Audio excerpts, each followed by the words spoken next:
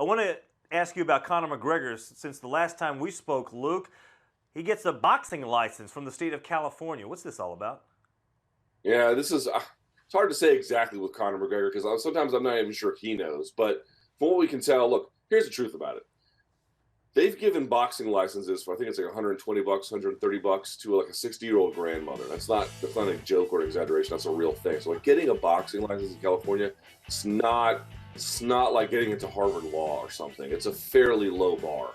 Yeah, right? but no offense, no one wants to see that grandmother fight Floyd Mayweather. Or the mountain. This is true. This is true, which is where it all changes, of course. So what is it? Is it leverage to work with the UFC because he got stripped and his contract might be up soon and he wants to get a new deal, aka also part ownership? Could be that. Could he be boxing over there? Potentially, although there still is this unresolved issue about who actually is his promoter. Is he under contract and it can only fight for UFC as all UFC contracts state? They state if you want to go box, do martial arts, mixed martial arts, doesn't matter. We're your promoter. Is that in effect? Or by getting this boxing license, is he now entitled to the federal protections of the Ali Act, which would supersede that contract?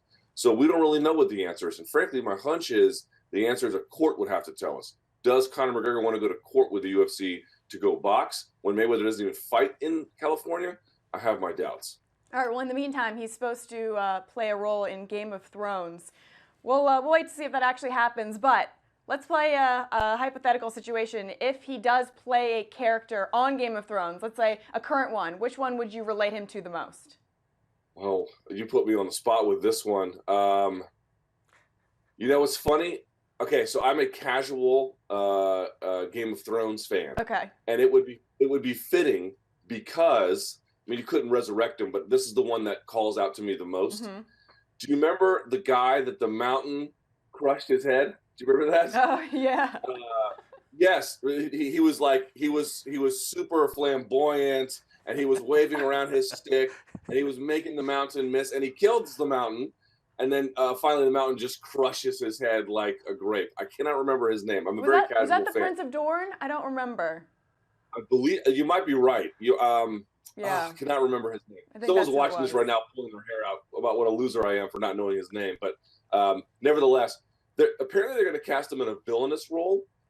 It's hard to tell who's a villain, who's a hero in that show. But Right. I suspect that something that plays to his strengths, which they didn't do for Rousey on SNL. Flamboyant, loud, in your face, not quiet, not reserved.